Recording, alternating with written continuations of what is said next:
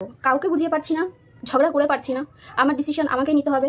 তো আমার মনে হয় যে আমি যেটুকুনি যা করেছি এত বছরে সেগুলো আমার ভুলে যাওয়া উচিত। আমি মনে করবো যে সব আমি জলে ভাসিয়ে দিয়েছি। একটা সিদ্ধান্ত আমি নিয়েছি, আমি এখন সিদ্ধান্ত বলবো না, আর একটা ফাইনালও আমি জানি না আমি কী করবো, আমি জানি না। তবে হ্যাঁ, কটা দিন ধরে আমি একটা বাড়ি খুঁজছি। বাড়ি বলতে এমন না যে আমি বাড়ি কিনে ফেলবো বা কিছু সেরকম নয়, একটা ভাড়া বাড়ি, মানে কোনো রকম একটা মাথা গোজার জায়গা। আমি হয়তো এইভাবে আর বেশি দিন এই বাড়িতে থাকতে পারবো না, কারণ আজকে আমি 10টা বছর খেটে যে বাড়িটা দাঁড় করিয়েছি, যে সংসারটা আমি দাঁড় করিয়েছি, সেই সংসারটা আজকে এসে বুঝতে পারছি যে সেটা আমার নয়।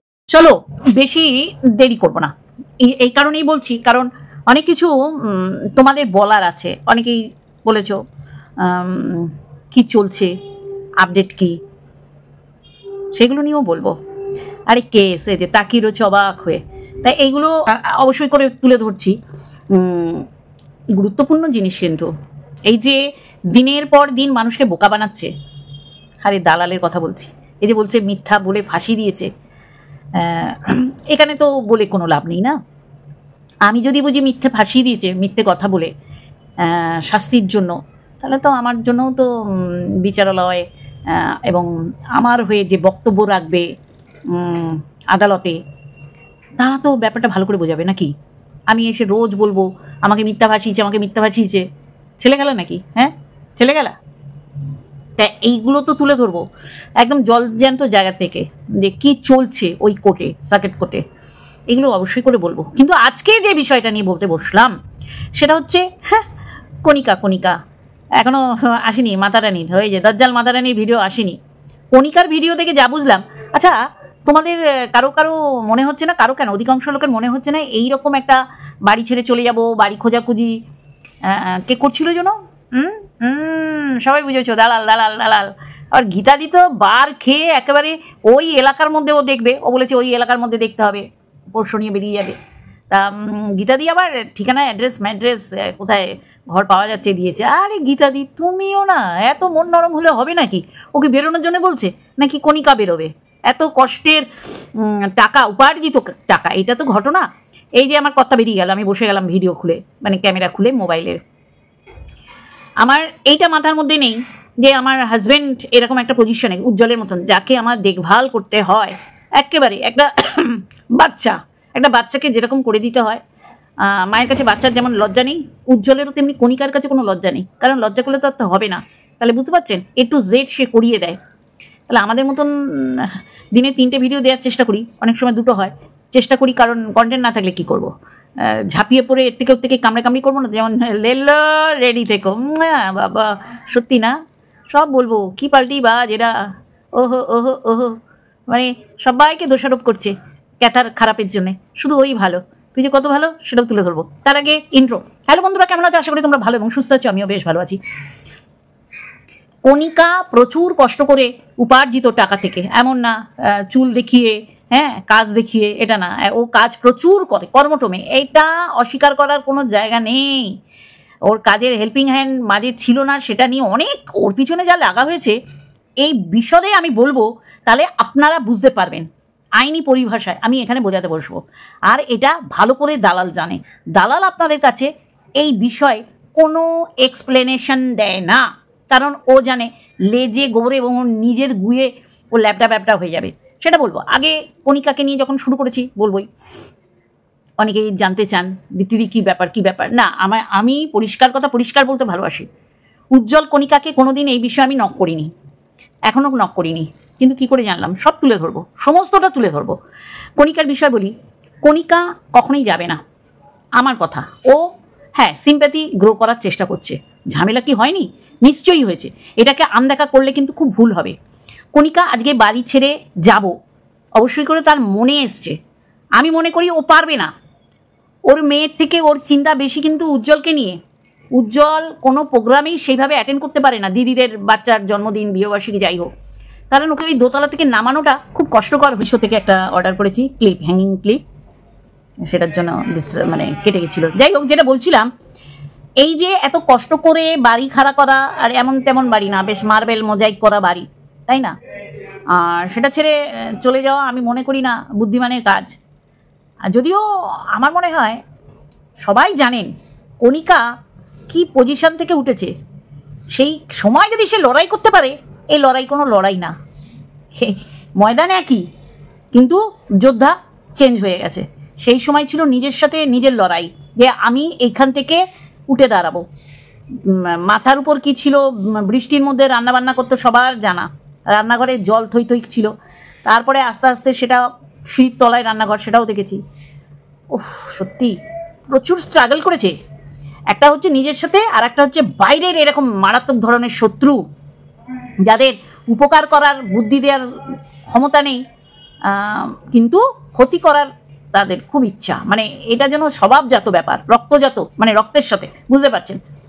তা এইবার আমি বলতে চাইছি, এই যে ময়দানটা এক বললাম, লোক চেঞ্জ হয়ে গেছে, এ কোনো মানে কি বলবো, কোনো যোদ্ধাই আমি মনে করি না, যুদ্ধের কোনো রকম কিছুই না। কারণ দেখুন, এ আগে ডিভোর্স দিক, ডিভোর্সের কথা বারংবার বলেছে, মাথায় রাখবেন, অন ক্যামেরা বলেছে, আমি শোনার কথা বলছি।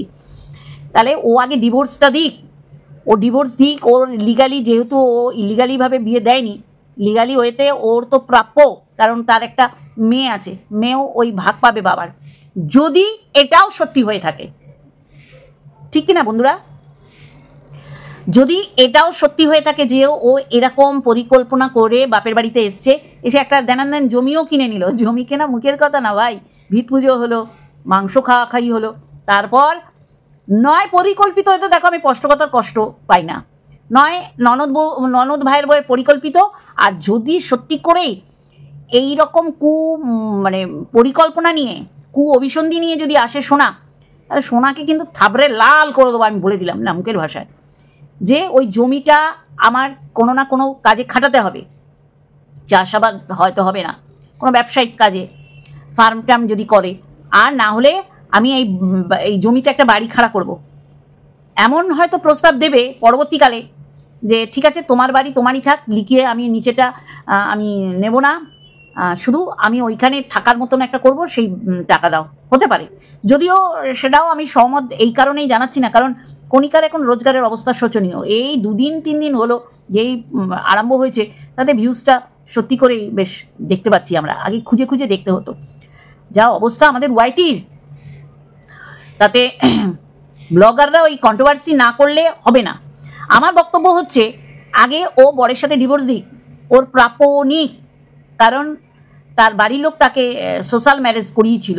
তাহলে সে ডিভোর্স দেবো করে নাটক করে লাভ নেই। এমন হতে পারে ও পরিকল্পনা করে এসছে ওর বরের সাথে, যে এইভাবে যাও, গিয়ে এমন রটিয়ে দাও যে তোমার সাথে আমার বনছে না, ডিভোর্স হবে, তারপরে তুমি ওইখানটা গেড়ে বসো, একতলাটা নাও, ওদের জন্য দোতলাটা ঠিক আছে, তোমার মা আজ আছে কাল নেই, বেঁচে থাকুক বালাই শাক, কিন্তু তার অবর্তমানে তুমি একতলাটায় কবজা করতে পারবে। কারণ মেয়েকে আমি আগে থেকে ওখানে পাঠিয়েছি, মানুষ হবে করে। ওই ভাড়াটিয়া বাড়িওয়ালার মধ্যে, আগেকার দিনের ভাড়াটিয়ারা 25-30 বছর ধরে থাকে কম ভাড়ায়, এরকম আছে। তারপর বাড়িওয়ালা যখন মনে করে প্রমোটিং করবে বা তুলে দিয়ে অন্য কিছু করবে, তখন ভাড়াটিয়ারাই বাড়িওয়ালার মতন ভাবভঙ্গি দেখায় না বন্ধুরা? সেই রকম মেয়েকে আগে দিয়ে দিয়েছে। তাহলে মেয়ে ওখানটায় বেড়ে উঠেছে, মোটামুটি ও একটা সিম্প্যাথি ওরা পেয়ে যাবে যে মেয়েটাকে তাড়িয়ে দিচ্ছে। দেখো কণিকা, উজ্জ্বলের কোনো ভূমিকা নেই এখানে, ওকে এখনও দেখাচ্ছে না। আমি জানি না ও কতটা কণিকার যেটা বলছে সেটা ঠিক না।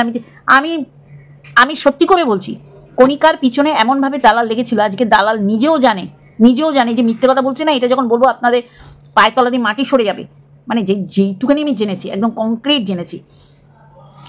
তাহলে ওই শত্রু ছিল, ওই বাইরের শত্রু ছিল ও, তাই না? সেই জায়গা থেকে দাঁড়িয়ে আমি বলবো যে কণিকাদের ভালোবেসেছি এই কারণে, MSLদের, যে ওদের পিছনে বেকার এই দালাল লেগেছিল, যেটা কোনো মানেই হয়েছিল না। লাগো না, কন্ট্রোভার্সি তো আমরাও করছি, কন্ট্রোভার্সি ছাড়া তো আমরা পারবো না। সে ব্লগার হোক আর ভ্লগার হোক, আমরা ওর ভুল দেখলে অবশ্যই বলবো, কিন্তু ওকে শেষ করার কোনো পরিকল্পনা মাথায় আনবো না। ও খুব ইজিলি প্রত্যেকটা ফিমেল ক্যারেক্টারকে ও বিছানায় শুয়ে দিয়েছে, আজকেও মুখ বন্ধ করেছে বাধ্য হয়ে। তাও ও যে যা করছে সব বলবো, আমি ওর ভালোর জন্য বলবো। ওকে যারা ভালোবাসেন তাদের কাছে অনুরোধ, মুখটা বন্ধ করতে বলুন। আরে আবডালে অন্য উদাহরণ দিয়ে যা করছে সেটা ওর জন্য খুব ক্ষতিকারক হচ্ছে। যাই হোক, তাহলে এই কারণে MSLদের আমি ভালোবেসেছি, কিন্তু যেটা ভুল দেখবো সেটা তো বলবো।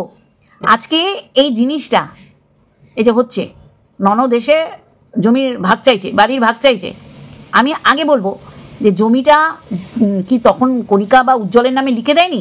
এটা একটু আপনারা বলবেন তো। আমার মনে হয় সেই সময় বলেছিল কণিকা বা উজ্জ্বল, কণিকাই বলেছিল জমিটা আমার লিখে দিয়েছে, তারপরেই আমরা কিন্তু বাড়ি করছি। কারণ দালাল কিন্তু এরকম রটিয়ে দিয়েছিল জমির ভাগাভাগির জন্য। সত্যি উজ্জ্বলের বাবা উজ্জ্বলের মাকে সিঁড়ি দিয়ে ফেলে দিয়েছে, মানে গল্পের গরুকে সেইভাবে পার্সোনাল প্রপার্টিকে ও জনগণের প্রপার্টি করে দিয়েছিল দালাল। সব বিষয়ে আসবো। তাহলে এই যে ভাগাভাগি, তখন কিন্তু বলেছিল মেরে হাত ভেঙে দিয়ে কপাল ফাটিয়ে দিয়ে এইসব করেছিল কিনা জমির ভাগ, মানে বাবা চাইছিল উজ্জ্বলের নামে লিখে দিতে, হয়তো মা চাইছিল, এইরকম কিছু একটা ঘোটালা ছিল। যদি জমিটা লিখিয়ে দেয় ছোট ছেলের নামে, তাহলে কণিকা ওই জমিতে বাড়ি করেছে, সেখানে দাঁত, নখ, জিভ, ঠোঁট, সবচেয়ে বড় কথা নাকটা গলানোর কোনো জায়গা নেই সোনার, বুঝে নিন। তারপরে যদি ও নাক গলাতে আসে, একেবারে পিছনে এমন বাড়ি দাও কণিকা, সত্যি তুমি অনেকের এগেনস্টে মুখ খোলোনি, যার জন্য এরা খুব সহজ পেয়েছিল যে একে চরিত্রহীনা করে দিই ভাসুরের সাথে। সেখানে দাঁড়িয়ে কিন্তু ননদরা লড়েছিল, মাথায় রাখবেন। আজকে কণিকাকে বলবো, মুখ যখন খুলেছ এই ওয়াইটিতে, তাহলে ওর সাথেও লড়ো, অফ ক্যামেরা করো বা অন ক্যামেরা করো, দরকার নেই। এবং পাড়া প্রতিবেশীদের বলো যে এখন ও এসে এরম ভাগ চাইছে, তাহলে তুমি কি করবে? তুমি তাহলে এইটা বলো যে উজ্জ্বলের সমস্ত দেখভালের দায়িত্ব এর ছোটদি মানে সোনা যেন নেয়, তাই না? আজকে তুমি আজকের ভিডিওতে বললে এমন একটা দিন গেছে যেখানে সবাই তোমাকে বুঝিয়েছিল, এই ননদের বরগুলো বুঝিয়েছিল যে কোনি তুই যেটা করছিস ভেবেচিন্তে কর, যে পরে আফসোস করলেও কিন্তু কিচ্ছু করতে পারবি না। তুমি সমস্ত কিছু বুঝেছিলে, সেই সময় আরও বয়স কম ছিল, তাহলে এত বড় যে ডিসিশন নিতে পারে, এরকম স্বামী নিয়ে সমাজের সাথে লড়তে পারে। এই কারণে বলছি সমাজের সাথে, এই যে কিম্বুত কিমাকার দালাল অসভ্য ক্যারেক্টারলেস মানে পরপুরুষের সাথে শোয়া না, কিন্তু ওই পরপুরুষের সাথে শুয়ে দেওয়াটা খুব সুন্দরভাবে দেখাতে পারতো, বলতে পারতো মুখ দিয়ে। তাহলে এর সাথে যখন তুমি লড়তে পারছো, তাহলে তুমি এক কাজ করো, এই বাড়ির ভাগ ওকে অবশ্যই দেবে, যদি তোমার মনে হয়। আমার মনে হয় উচিত না, আর নাটক হলেও অন্য ব্যাপার। তাহলে ওকে একদম চাপগে লাল করে ওকে বলো উজ্জ্বলের সমস্ত কিছু যেগুলো তুমি ছাড়া পারবে না, আর বাদ বাকিগুলো ও যেন দায়িত্ব নেয়। খুব মজা লাগে জানো তো অন্যের দুঃখ দেখে আহারে করতে, কিন্তু অন্যের জায়গায় নিজেকে বসিয়ে দেখবে, তখন চোখ মুখ অন্ধকার দেখবে, দিনে চাঁদ আর তারা দেখে যাবে।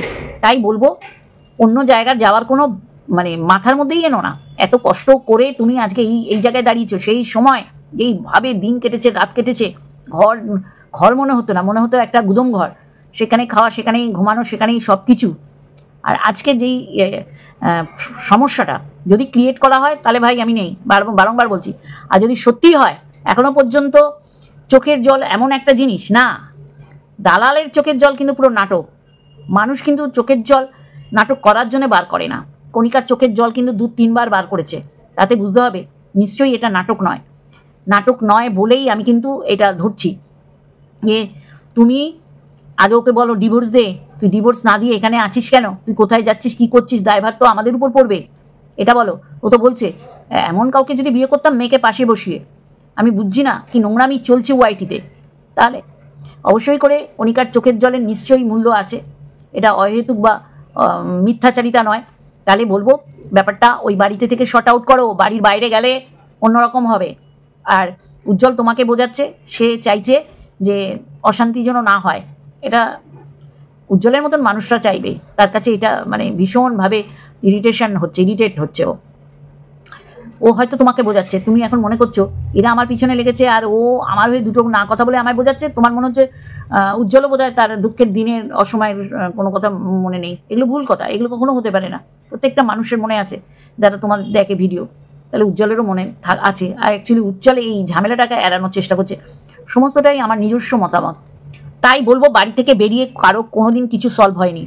বাড়ি থেকে বেরোবো, ঠিক আছে বলেছো, দালালও বলেছিল, দালাল আর বেরোতে পারিনি। আহারে, যাই হোক, দালালের সাথে কন্ডিশন হয়েছে, নিচেরটা লিখে দাও, তাহলেই কিন্তু আমি বাথরুম পায়খানা রান্নাঘর করবো 6 মাসের মধ্যে। আর এইটা লিখিয়ে নিয়েছে ওর বর, এখন যে ক্যামেরা করছে না, কলপারে, খুব ভালো, কিন্তু এমন ভালো করতে যাস না জীবনে তোর কালো নেমে আসে। দালালকে বললাম, যাই হোক তুমি ব্যাপারটা শক্ত হাতে ধরো। অবশ্যই করে অফ ক্যামেরা যদি মেটাতে পারো ভীষণ ভালো, আর অন ক্যামেরা যদি চলে তাহলে বলবো এইটা তোমার ভাসুরকে ডাকো, তোমার আর এক ননাস আছে তাকে ডাকো। আরও তো নিচেই এখন ঝগড়া করার জন্য ক্যামেরা খুলে নেবে, এটা স্বাভাবিক। যাই হোক, ভিউজ পাচ্ছে, এইটা কিন্তু আনদেখা করলে হবে না, দুজনেরই ভিউজ পাচ্ছে, ওদিকে সোনা আর এদিকে কণিকার। তা আমি বলবো 4 ভাই বোন এক জায়গায় বসো। আমি তো জানতাম উজ্জ্বলের প্রতি এদের ভীষণ ভালোবাসা, কারণ উজ্জ্বলের এরকম হয়ে যাওয়ার জন্য। অনেকে একজন বলেছে, আমি শুধু বলি ভগবান আছে, আপনারা একটু ভগবানকে ভয় পান না? হ্যাঁ, কানাখোড়া ল্যাংড়া 3 গুণ কি বললেন, ও কি জন্মগত? তাও জন্মগত যারা তাদের বলতে নেই। আজকে দালাল এসে বলে পঙ্গু বলেছি বলে গালাগালি।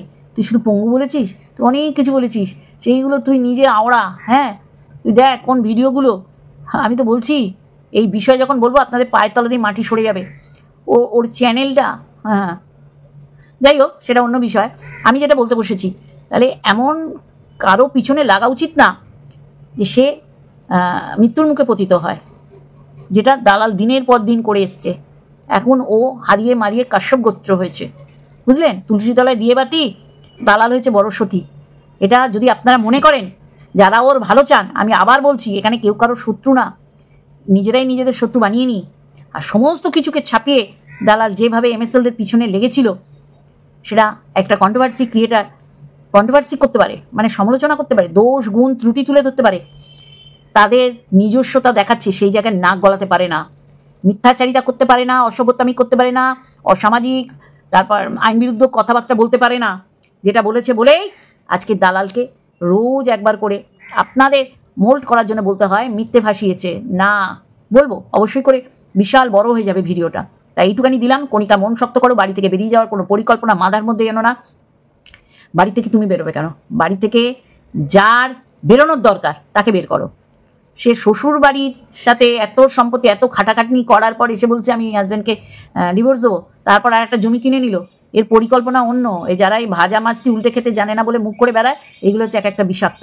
সেখান থেকে তোমার ননদও বাদ যায় না, মানে ছোটো ননদ সোনা। তাই এইটুকুনি বলার ছিল। এইসব মা বাবাদের সন্তানরা কীভাবে মানুষ হয় সেটা জানতে পারছো। এদিকে বাড়িতে মার কাটারি হয়ে যাচ্ছে, দাঙ্গা বেঁধে যাচ্ছে, তাণ্ডব নৃত্যও নাকি হচ্ছে, কণিকা বললো। আর কোয়েল কিন্তু রিলস দিতে ভুলছে না, সাজগোজ করতে ভুলছে না। তাহলে চিন্তা করতে পারছেন কি হচ্ছে? মাথার উপর দিয়ে যাচ্ছে, মাঝে মাঝে খাপ করে ধরে তারপর ভিডিও করছি। চলো আজকে একটুখানি আরেকটা ভিডিওর সাথে আসবো। তো আইনি বিষয়ে প্রচুর বলার আছে, যেগুলো সত্যি করেই আমি এতদিন জানতাম না। এইটা আমি সুন্দর করে বিশ্লেষণ করব, আজ কেন তাকে দিল্লির সার্কিট কোর্টে যেতে হচ্ছে। চলো, লাভ ইউ অল।